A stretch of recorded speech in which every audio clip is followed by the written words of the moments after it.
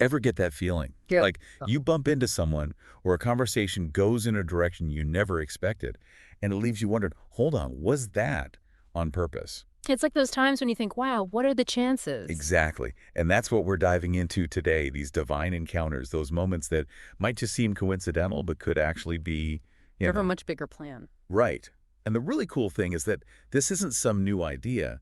Our source, Divine Encounters Part 1, Becoming Bearers of God's Truth, goes way back to the Bible. It shows how these encounters, these seemingly chance moments, have been shaping lives for centuries. Exactly. And what I find so fascinating is it's not just about recognizing these encounters when they happen to us.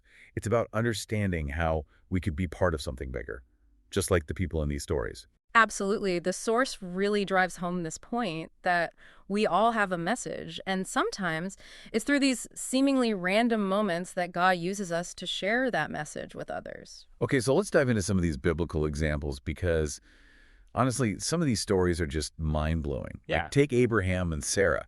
Talk about an impossible situation, right? Well, they were definitely past their prime, you could say that much. To put it mildly.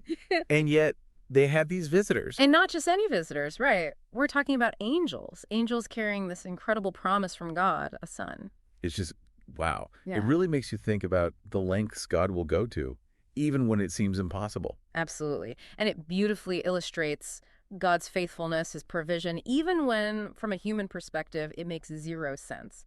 But you know what I find really interesting about that story? What's that? It's how this simple act of hospitality, of welcoming strangers into their home, becomes this incredibly profound encounter with the divine. It makes you think, doesn't it?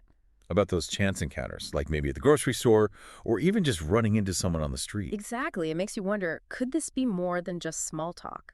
And, you know, the source really highlights that open heart, that willingness to be present and open to those unexpected encounters. That's a common thread in a lot of these divine appointments. Which, now that you mention it, reminds me of another amazing story, Ruth and Naomi. Talk about loyalty, right? I mean, Ruth could have walked away, but she chooses to stay. She chose loyalty. She chose love and commitment in the face of some really difficult circumstances.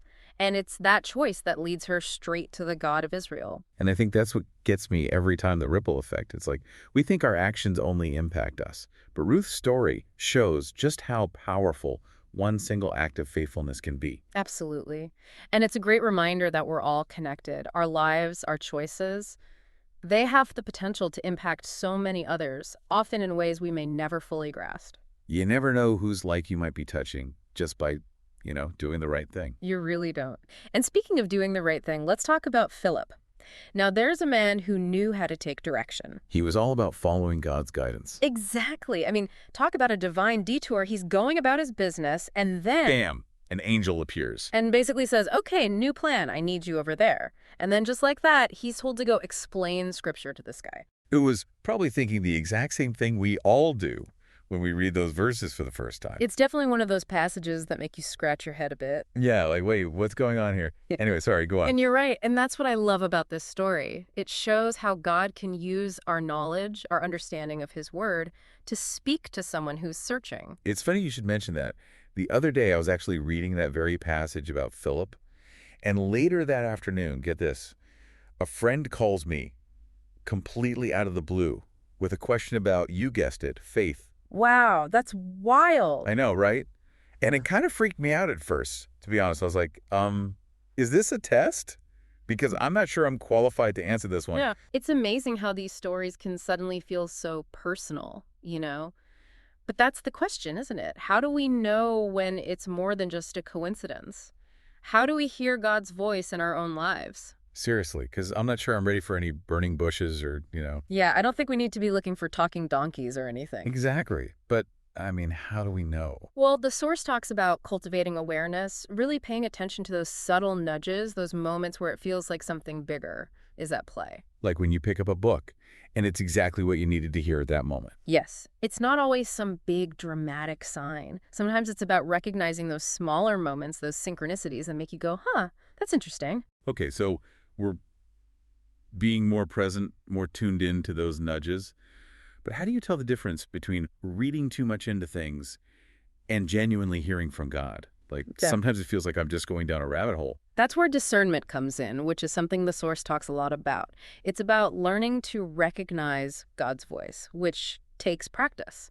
It's like any relationship. Really, the more time you spend together, the more you get to know each other. So we're talking about prayer, meditation, really diving into Scripture. Exactly. It's about spending time with God, getting to know his character, his heart. And over time, you start to recognize his voice more clearly. It's like knowing who's calling just by the sound of their ringtone. Okay, that makes sense. But what about when you feel that nudge, you think you're hearing that voice, but taking that leap of faith is terrifying? What if you get it wrong? That's where trust comes in, which, let's be honest, can be really tough. Understatement. But I hear you. We want to figure it all out, to know every step of the journey. But sometimes it's about surrendering to that bigger plan, trusting that God knows what he's doing, even when we don't. Okay, so we're talking about cultivating awareness, discerning God's voice, and then trusting, even when it's scary. But does that mean we just, sit around and wait for instructions like we're waiting for our GPS to tell us what to do? That's such a good question because it highlights a common misconception. Trusting in God's plan doesn't mean we become passive. It doesn't negate our free will. So it's not about just okay, God, I'm here, tell me what to do. Exactly. It's about recognizing those nudges, those opportunities to act, Right. and then having the courage to step out in faith, even when it feels uncomfortable. Like Philip did when he was told to go talk to a complete stranger. Yes. He could have easily come up with a million excuses, but he chose to trust and obey. And look at the impact that one conversation had. I mean, the ripple effects of that encounter are still being felt today. That's incredible. It really is. And it reminds us that sometimes those divine encounters aren't about these massive, life-altering events. Sometimes it's about the smaller moments, those everyday acts of kindness and compassion that can have a profound impact on the people around us. It's like that saying, be kind, for everyone you meet is fighting a hard battle. You never know whose life you might be touching just by being present, by offering a listening ear, a helping hand. Absolutely. And it makes you wonder, with all this talk about divine encounters, about recognizing God's hand in our lives, does that mean our lives should just be this constant stream of miracles and grand pronouncements? Because that's not exactly realistic, is it? I mean, life is messy, right? And that's what I think is so interesting about all of this, because it's easy to get caught up in the excitement of it all, Right, like, oh my gosh, was that a sign? Is this one of those divine encounters? Exactly. But the real transformation, the really powerful part, comes when we understand why these encounters happen in the first place. So it's not just about, checking off a list. Right. It's not like, okay, I welcomed a stranger, check. I was kind to someone who was struggling, check. Now where's my reward? It's so much bigger than that. It's about recognizing that we all have a part to play in God's plan. Yes. We all have unique gifts and talents, and those gifts aren't just for us. They're meant to be shared, to bless others, to make a difference in the world. So we're not just these passive recipients of God's grace. Exactly. We have an active role to play. So it's like we become these instruments of God's love, going about our days, looking for those opportunities to, be the hands and feet of Jesus. That's beautifully said. It's about seeing the people around us, not as strangers, but as souls entrusted to our care, even if it's just for a moment. When you put it like that, it really changes your whole perspective, doesn't it? It does. It makes you see every encounter, every interaction as an opportunity. And suddenly, even those everyday moments, the ones we usually just rush through, they take on a whole new meaning. It's like those times when you're stuck in traffic and you feel that impatience rising up, but then you take a breath and think, okay, maybe this is a chance to practice patience, to offer that frustration up to God. Or that email that makes you want to scream at your computer screen. Maybe it's a chance to show grace, to extend kindness, even when it's hard. Exactly. It's about those small choices, those everyday actions that can make all the difference. And who knows what amazing things God could do if we all just made ourselves a little more available, a little more open to being used by Him. That's the challenge, isn't it? To live our lives as if every encounter matters, because in God's eyes, it does. It's definitely something to think about. So as you go about your day-to-day, what if you approached every encounter, every interaction as a potential divine appointment? How might that change the way you see the world around you? And that's it for this deep dive. We'll be back next time with another fascinating topic, so make sure you're subscribed so you don't miss it. Until then, God bless.